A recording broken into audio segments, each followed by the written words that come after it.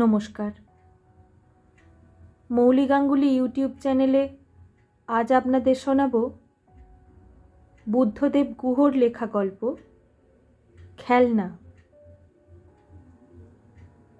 শেষের বাসটি চলে গেল ইম্ফলের দিকে। চৈতি বারান্দায় দাঁড়িয়ে জানালা দিয়ে দেখল। দেওয়ালে ঝোলানো আয়নায় মুখটি একবার দেখল। আলতো করে মুখে একটু পাউডারের প্রলেপ বুলোলো। তারপর কোণে দেখা আলোয় বড় করে দকদকে একটি সিঁদুরের টিপ পড়ল।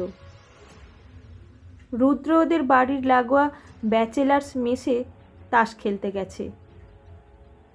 সেখানে তক্তপোশের ওপর ঝুঁকে পড়ে বসে ওরা নিশ্চয়ই তাস খেলছে।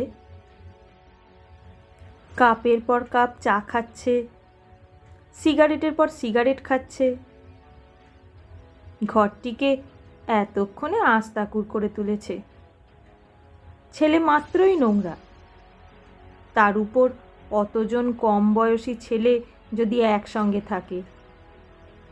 আজ শনিবার। মনে পড়ল চৈতির। মনে যে এখনো পড়ে, এটাই আশ্চর্য। এই বার্মা সীমান্তের অজ্ঞাত শেষ গ্রাম মোড়েতে ক্যালেন্ডারের কী বা দাম। পুরকায়স্থ কোম্পানির চাকরি করে রুদ্র। পাশের মেসের সকলেই তাই করে। জঙ্গল থেকে কাঠ কাটায়, হাতি দিয়ে বইয়ে আনে, মোড়ের চেরাই কলে কাঠ চেরাই হয়, তারপর লরি বোঝাই হয়ে চালান হয়, প্যালেল হয়ে ইম্ফল। চৈতি এখন সকাল সন্ধে রান্না করে, তারপর সন্ধ্যের পরপরই খেয়ে দিয়ে ঘুম দেয়। বিয়ের পরপর বেশ লাগতো। এমন নিরালা নির্জন জায়গা, সমাজ নেই, লৌকিকতা নেই, শুধু পাখির ডাক, বাঘের ডাক আর অবিচ্ছিন্ন অবকাশ।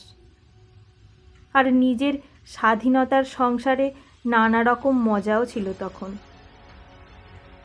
ভারত বার্মা চেকপোস্টের সকলের সঙ্গে ভাব সকলের। দিব্যি সেই নোম্যান্স রিভারটির উপরের সাঁকো পেরিয়ে বার্মার গ্রাম তমুতে চলে যেত। স্বচ্ছ রঙিন নাইলনের জামা পরা বর্মী মেয়েদের সঙ্গে ইশারায় কথা বলতো। ওরা ফানুসের মতো হাসিতে ফুলে ফুলে উঠত। ফুলের মতো মুখে ওরা মুখরা হয়ে উঠত। কাঠের প্যাগোটাতে গিয়েও মাঝে মাঝে বেরিয়ে আসতো। তারপর ভারতের এলাকার ফেরার পথে পাঞ্জাবি ব্যবসাদারের দোকান থেকে সস্তায় টুকিটাকি কিনে ফিরত। না পাসপোর্ট, না ভিসা। তখন এত কড়াকড়ি ছিল না। কয়েক বছর আগের দিনগুলোই ভালো ছিল, সব দিক দিয়েই। এখন আর কোনো মজাও নেই। চৈতির জীবনের সব মজাই যেন শেষ হয়ে গেছে। রুদ্র যে মাইনে পায়, তাতে কোনো মজার খেলনা তৈরি করতেও রুদ্র মোটে সাহস পায় না। ওরা খালি ঘুমোয়, ঘুম ভেঙে ওঠে, খায়, রোজকার কাজ করে, আবার ঘুমোয়। চৈতি অনেকবার হাবে ভাবে বুঝিয়েছে, কিন্তু রুদ্র খেলনা পছন্দ করে না, খেলাও না। মাঝে মাঝে বড় ক্লান্তি লাগে চৈতির। খারাপও লাগে, খুব খারাপ। প্রথম যেদিন রমা পিসির সঙ্গে এখানে বেড়াতে আসে, ওরা ওই পাহাড়ের উপরের মোড়ে ডাকবাংলোতে ছিল সে রাতে। পিসেমশাইয়ের গাড়ির পেট্রোল ট্যাঙ্ক ফুটো হয়ে গেছিল। পিসেমশাইয়ের সহপাঠী পুরকায়স্থ সাহেবের কর্মচারী রুদ্র চ্যাটার্জির ডাক পড়েছিল তখন সে বাংলোয়। সেদিনও এমনি কোণে দেখা আলো ছিল আকাশে। খাঁকি শর্টস পরনে এবং খাঁকি হাফ শার্ট গায়ে, চটপটে সপ্রতিভ স্বাস্থ্যবান, রুদ্র বাংলোর বারান্দার সামনে এসে দাঁড়িয়েছিল। পাহাড়ের পটভূমিতে সেই শেষ বেলায় কী যে দেখেছিল জানে না চৈতি, কিন্তু মুখে কিছু বলতে পারেনি। শুধু ওর হৃদয়টি একটি ঝিনুক ঝিঁঝির মতো ঝুমুর ঝুমুর করে বেজেছিল। তারপর যা হবার তাই হয়েছিল। ইম্ফলে বেড়াতে আসা কলকাতার মেয়ে এই মোড়ের বাংলোতে মরতে চেয়েছিল, মরে গেছিল। তাকে কেউ বাঁচাতে পারেনি। এখন সূর্য ডুবে গেছে। সেপ্টেম্বর মাস। সারাদিন নীল আকাশে সোনালি রোদ সাঁতার কেটে কেটে বিকেলে হাঁপিয়ে বেড়ায়।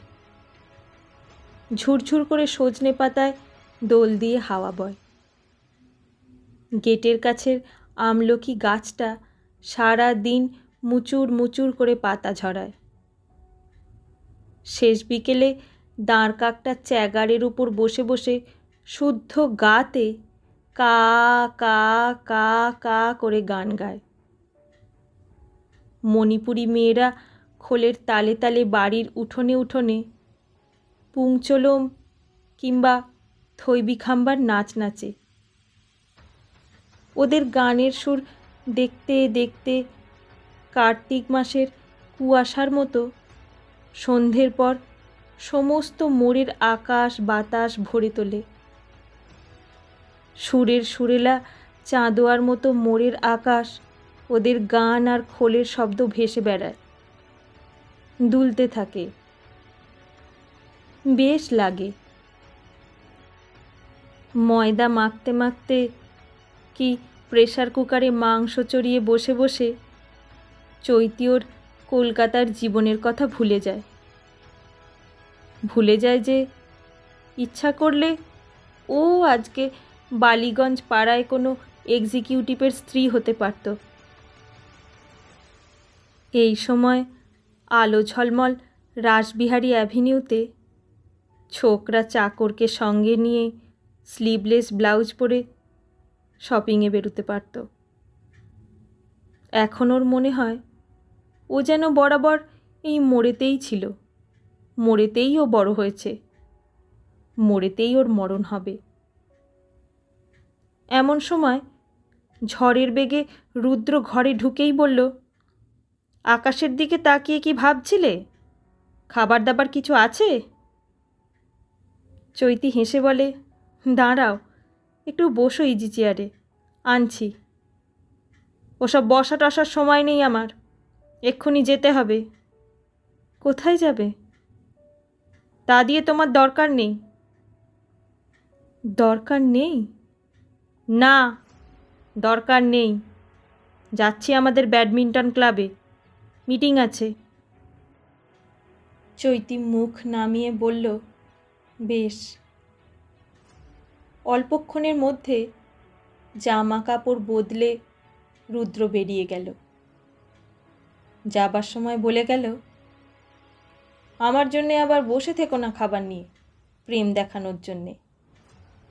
বলেই বেরিয়ে গেল।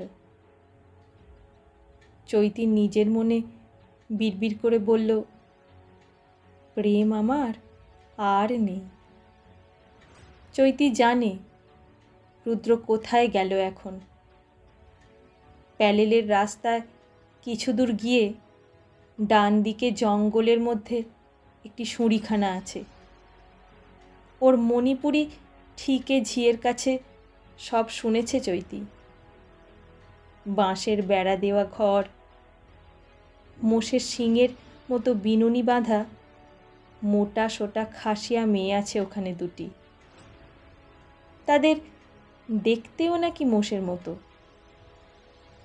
তাছাড়া বর্মি মেয়েও আছে একটি। রুদ্ররা সেখানে যায়, সস্তায় দেশি মদ খায়। মেয়েগুলোর সঙ্গে কি করে না করে জানে না চৈতি, ভাবতেও পারে না। ভাবলেও ওর গা বমি বমি করে। এই জঙ্গলে এসে বোধহয় হেরে গেছে চৈতি। যে জঙ্গল পাহাড়কে ভালোবেসে ও এখানে একদিন এসেছিল, সেই জঙ্গল পাহাড়ই ওকে হারিয়ে দিয়েছে। ওর ঘরের মানুষকে ও বেঁধে রাখতে পারেনি। রুদ্রকে নতুন কিছু দেবার মতো কিছু আর বাকি নেই চৈতি। ও নিঃশেষে ফুরিয়ে গেছে। ওরা যদি দুজনে মিলে একটি হাসি খুশি গাবলু গুবলু ঝুমঝুমি বানাতো, তবে হয়তো এমন হতো না। তবে হয়তো এমনই সব সন্ধেবেলায় ওরা বসে বসে সেই ঝুমঝুমি বাজাতো, তাকে নাড়তো চাড়তো, তার কথা বলা, তার চোখ চাওয়া নিয়ে আলোচনা করত। কিন্তু একা একা তো চৈতি কিছুই করতে পারে না। একলা একলা তো কেউ খেলনা গড়তে পারে না।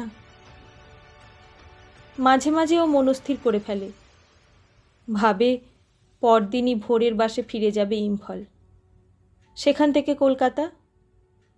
যাবে না তো কি? এখনো কি সেই শরৎচন্দ্রের যুগে আছে? নাকি ও কাঁদতে বসবে? কান্নাকাটি নয়, ঝগড়াঝাটিও নয়, সোজা বেরিয়ে যাওয়া এক বস্ত্রে বাড়ি থেকে। কিন্তু পারল কই? ভাবল তো কতদিন। যখনই ভোরবেলা ঘুম ভেঙেছে, দেখেছে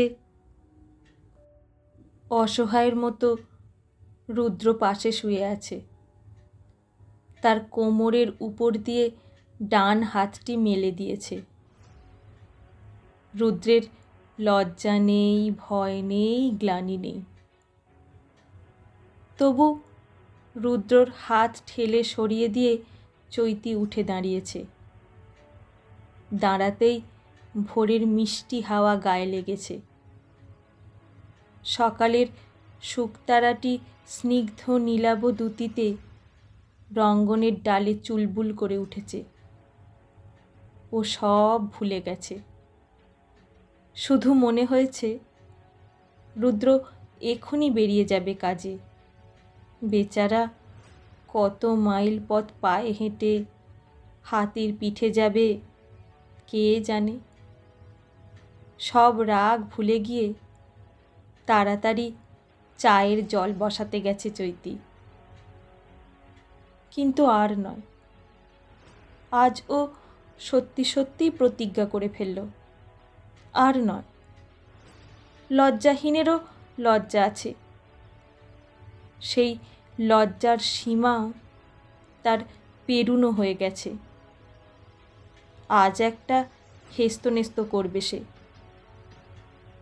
হেস্তনেস্ত মানে চেঁচামেচি নয়, কাল ভোরের প্রথম বাসেই চলে যাওয়া। কোনো বন্ধন নেই চৈতির রুদ্রর সাথে। একদিন মা বাবার সঙ্গে যেমন ঝগড়া করে রুদ্রর হাত ধরে চলে এসেছিল এই পাহাড় জঙ্গলে, আজ আবার রুদ্রর সঙ্গে ঝগড়া করে মা বাবার কাছেই ফিরে যাবে। মা বাবার কাছে আবার লজ্জা কি? কিন্তু সত্যিই কি লজ্জা নেই? মাকে সে কি করে বলবে যে যাকে ভালোবেসে সে মা বাবাকে দুঃখ দিয়ে এই বার্মা সীমান্তে এসে প্রতিদিন জীবনযাপন করছে, সেই রুদ্রই তাদের সুগন্ধি চৈতিকে সাঁঝবেলাতে একা ঘরে রেখে মোষের মতো চেহারার দুটি পাহাড়ি মেয়ের সঙ্গে সময় কাটাতে যায়। এ কথা কি করে কোন মুখে সে বলবে? না না, এর চেয়ে ইম্ফলে গিয়ে লোকটাকলেকে ডুবে মরবে। নইলে মোড়ে ডাকবাংলো থেকে নিচের পিচের রাস্তায় ঝাঁপ দেবে। যাই করুক, কাল সকালে ও কিছু একটা করবেই। রাত কত হয়ে গেছে জানে না চৈতি।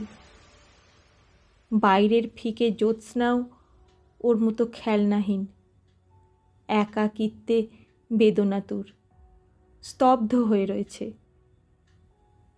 প্রহরে প্রহরে শেয়াল ডাকছে, আর নিঝুম নদীর পাশে পাশে মাঝে মাঝে একটি হায়না হা হা হা হা করে ওর ব্যথার বুক কাঁপিয়েছে। ছেলেদের মেষের কমন পেট ভাল্লুকের বাচ্চাটি মাঝে মাঝে কুঁক কুঁক কুঁক করে উঠেছে। ওর বোধহয় ভয় করছে, কিংবা জ্বর আসছে, চৈতিরই মতো। চেয়ারে বসে বসেই চৈতি ঘুমিয়ে পড়েছিল। ঝিঁঝিগুলো ঝিঝির ঝিঝির করে বাইরে বসে ওকে পাহারা দিচ্ছিল। এমন সময় দরজায় হঠাৎ ধাক্কা শুনে চৈতির ঘুম ভেঙে গেল, এবং সঙ্গে সঙ্গে দরজার পাশের খোলা জানালা দিয়ে টর্চের তীব্র এক ঝলক আলো ওর মুখে এসে পড়ল। ধড়মড়িয়ে উঠে দাঁড়িয়ে চৈতি ভীষণ ভয় পেল। অত ভয় ও এখানে এসে এর আগে কোনো দিনও পায়নি। চৈতি কথা বলতে পারল না। এমন সময় রুদ্র জড়ানো জড়ানো গলায় বলল, দরজা খোলো। ও দরজা খুলেই রুদ্রর বুকে আছড়ে পড়ে ফুলে ফুলে কাঁদতে লাগলো। প্রথমে ও যে ডাকাতের হাতে পড়েনি এই ভেবে চৈতির আনন্দ হয়েছিল। পরক্ষণেই ও যে ডাকাতের হাতেই পড়েছে এইটে জেনেই ওর কান্না পেয়ে গেল। ও ফুঁপিয়ে ফুঁপিয়ে কাঁদতে লাগলো, রুদ্রর বুকে মুখ রেখে। রুদ্র ওকে সবল হাতে ধরে ওর সামনে দাঁড় করালো। তারপর টর্চের আলোটা আবার চৈতির মুখের সামনে ধরল। রুদ্র দেখল চৈতির দু চোখে জল এবং গাল বেয়ে ধারা নেমেছে। টর্চটা খাটে ছুঁড়ে ফেলে রুদ্র চৈতিকে এমন জোরে জড়িয়ে ধরল যে চৈতির মনে হলো ওকে আজ রুদ্র গুঁড়িয়ে ফেলবে। ফুরিয়ে যাওয়া একটি দেশলাইয়ের বাক্সের মতো ওকে আজকে ভেঙে ফেলবে। চৈতির সবকটি আগুন জ্বালানো কাঠই বুঝি শেষ হয়ে গেছে। ও ফাঁকা ফাঁকা দেশলাই। কি করছো? লাগছে যে। তার চেয়ে আমাকে একেবারে মেরে ফেলো। রুদ্র তাকে ঝাঁকুনি দিয়ে ছেড়ে দিয়ে বলল, খেতে দাও, ভীষণ খিদে পেয়েছে। আশ্চর্য, তবু সে কাঁপা কাঁপা হাতে রুদ্রর জন্য খাবার বাড়ল এবং খেতে বসার জায়গা করে দিল। রুদ্র হাত মুখ ধুয়ে এসে খেতে বসে বলল, তোমার? আমি খাবো না। তোমার ঘাড় খাবে। ভদ্রভাবে কথা বলো। কথা যেভাবেই বলি না কেন তোমায় খেতে হবে। অর্ডার? হ্যাঁ, অর্ডার। বলে রুদ্র জোর করে চৈতিকে পাশে টেনে বসালো। নিজে হাতে এক গ্রাস ভাত মাংসের ঝোল দিয়ে মেখে চৈতির মুখে তুলে দিয়ে বলল, খাও। কথা না বলে ও লক্ষ্মী মেয়ের মতো নিঃশব্দে খেতে লাগলো। তখন ওর চোখ বেয়ে জল গড়াচ্ছে। রুদ্রর মনে কি হলো যে সেই জানে। রুদ্র জড়িয়ে জড়িয়ে বলল, তুমি আমার ওপর রাগ করেছ? চৈতি বলল, আমি কি তোমার উপর রাগ করতে পারি? আমি তো তোমার খেলনা ছাড়া আর কিছুই নই। আমাকে কি তুমি মানুষ বলে মনে করো? রুদ্র খাওয়া থামিয়ে চৈতির মুখের দিকে চেয়ে রইল অনেকক্ষণ। তারপর চোখ বড় বড় করে বলল, এই শোনো। চৈতি ভাত মুখেই বলল, কি? রুদ্র বলল, বলছি, আগে মুখের ভাত খেয়ে নাও। চৈতি তাড়াতাড়ি ভাত গিলে ফেলে বলল, কি? রুদ্র এঁটো মুখে ওর জল ভেজা গালে একটি সশব্দ অভদ্র চুমু খেয়ে বলল, আমরা না আজকে খেলনা গড়ব। চৈতির ভেজা চোখে আগুন জ্বলে উঠল। ও বলল, মিথ্যুক। রুদ্র বলল, সত্যি, মিথ্যা কথা না, সত্যি।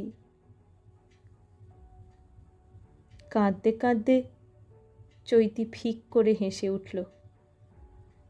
বলল, আমি বিশ্বাস করি না। প্রত্যয় ভরা গলায় রুদ্র বলল, বিশ্বাস করো না? আচ্ছা, তাড়াতাড়ি খাও। কিন্তু আর খেতে পারল না। থরথর করে ওর সমস্ত শরীর কাঁপতে লাগলো। ও ভাবতে পারছিল না যে ওরা দুজনে সত্যিই খেলনা গড়বে। ওদের দুজনের খেলনা।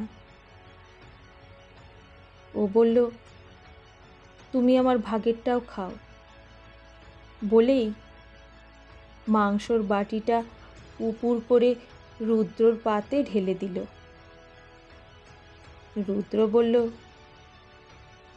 এখনো খেলনার শখ গেল না খুকি?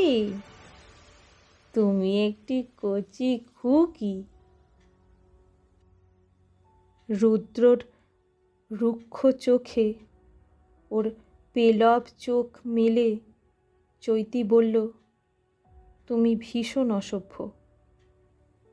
বলেই খাবার জায়গা ছেড়ে উঠে গিয়ে হাত ধুয়ে আনন্দিত অস্থিরতায় বিছানায় ঝাঁপিয়ে পড়ে দু হাত দিয়ে একটি বেচারি বালিশকে আশ্লেষে আঁকড়ে শুয়ে পড়ল।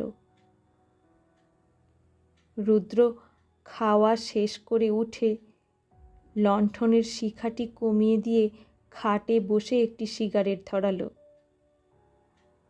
ফস করে দেশলাইটি জ্বালল। হলুদ লালে মেশা আগুনের অসংখ্য আঙুলগুলি দেওয়ালে দেওয়ালে কথাকলি নেচে গেল। চৈতি মুখ ফিরিয়ে সেই আগুনের দিকে চাইল। ওর চমকিত চাতক চোখের সামনে সারে সারে শত শত লাল নীল দেশলাই ওর দেওয়ালি করুণ দম্ভে দপদপিয়ে উঠল।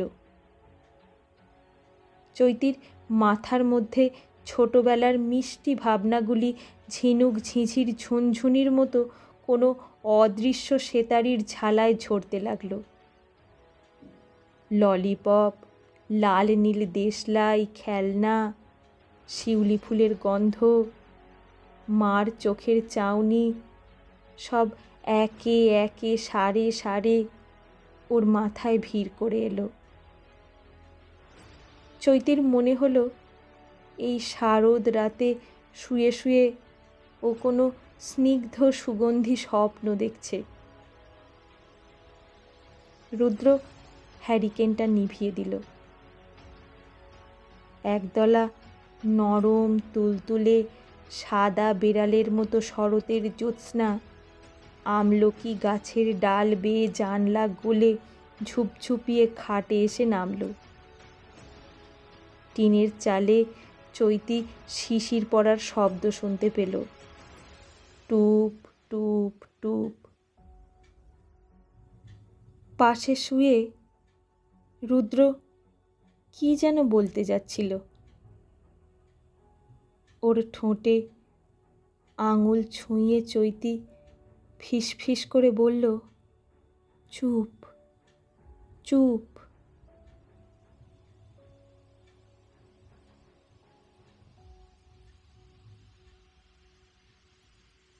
নমস্কার। গল্প পাঠে এতক্ষণ আপনাদের সঙ্গে ছিলাম আমি মৌলি। গল্প পাঠ কেমন লাগলো অবশ্যই কমেন্ট করে জানাবেন। ভিন্ন স্বাদের অডিও স্টোরি শোনবার জন্য আমার মৌলি গাঙ্গুলি ইউটিউব চ্যানেলটিকে অবশ্যই সাবস্ক্রাইব করবেন। সকলকে অনেক ধন্যবাদ 200 সাবস্ক্রাইবার পার করানোর জন্য। সবাই ভালো থাকবেন, সুস্থ থাকবেন। ধন্যবাদ।